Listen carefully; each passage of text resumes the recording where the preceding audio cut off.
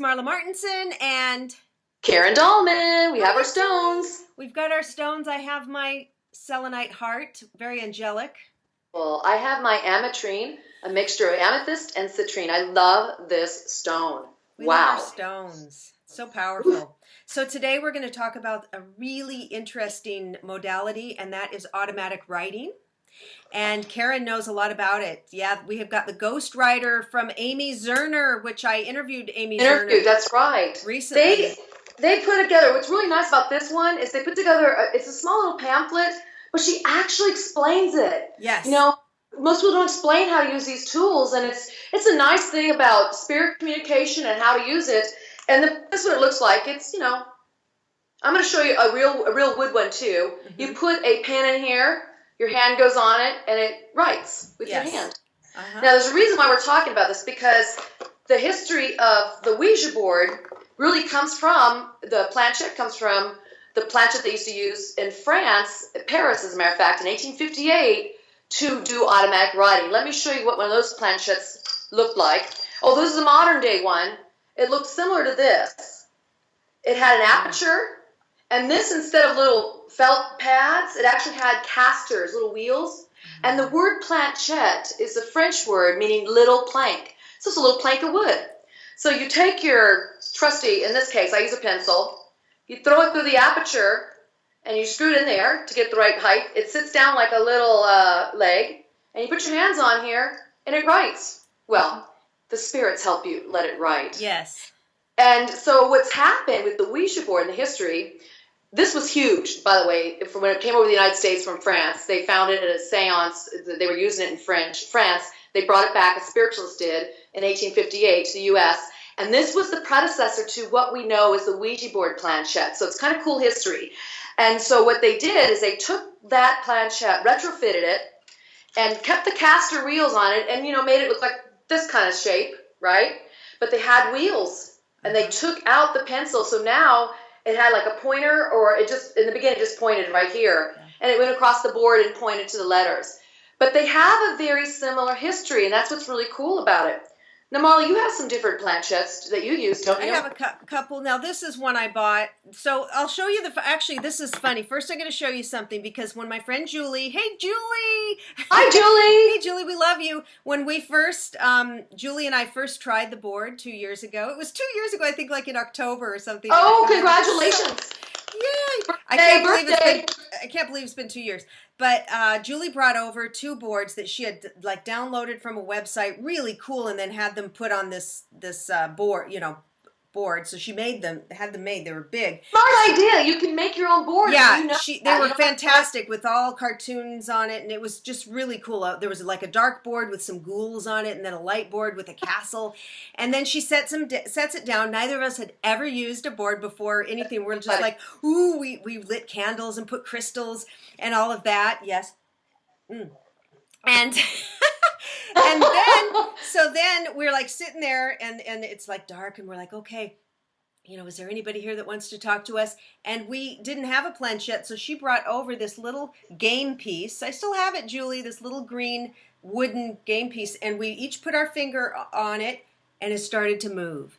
And so you can use anything, by the way. That's what I want to show you today. But then then I bought a real one off a website. It's handmade. It's beautiful, just plain, simple wood. That's nice. And then I've got my favorite little board is the Odyssey. Is the Emily the Strange. So I've got the one that comes with it, and it's so cute, and it's got the little, you see right through there.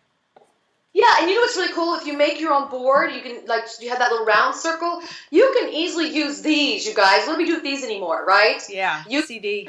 They slide beautifully across the board, or if you use paper or laminated, and then you see right through the middle. Here's a clear one that comes on the top of these when you buy them. So you might have these sitting around.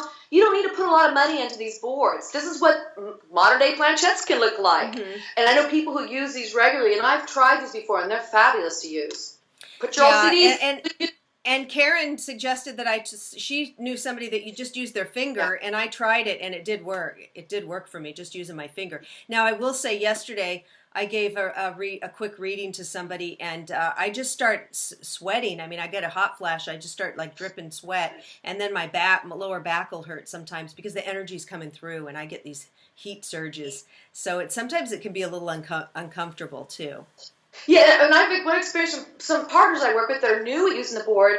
A lot of them complained of having headaches in the beginning, and I've also learned that people can have headaches when they're taking in new information, and so I always attribute that to it's this energy that we're working with is new, and it's kind of helping to release and let go of stuff. So whether Marla's hot flashing, or whether my partner has a headache, and I don't have that right now, and it's just. I do remember at times in the very beginning there'd be like a sensation and stuff. Once in a while I feel something in my arms.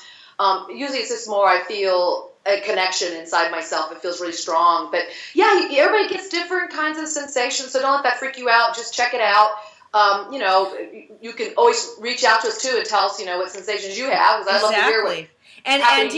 And so using the board is automatic writing. I haven't tried it yet on my computer or anything. So I've got to try some other things. But it's funny, I was telling, just you guys might like this story, I was telling Karen before we got on here with you guys about yesterday when I was trying to give this woman a reading, and my angel came on. Usually I'll talk to theirs, and mine came on, and Thomas, and he says, "Hi, Marla, it's Thomas." And I said, "Oh, hi, where's such and such's angel?" And he says, "Well, everybody's in a meeting."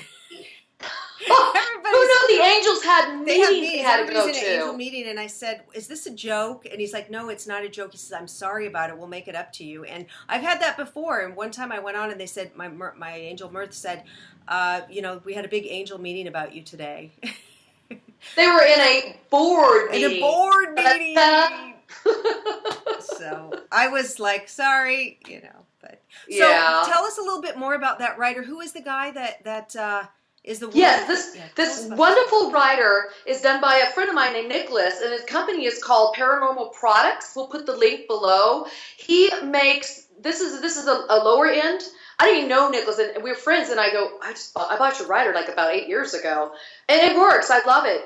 He makes the most beautiful, exquisite by the phi ratio. He does sacred geometry when he makes these tools, guys.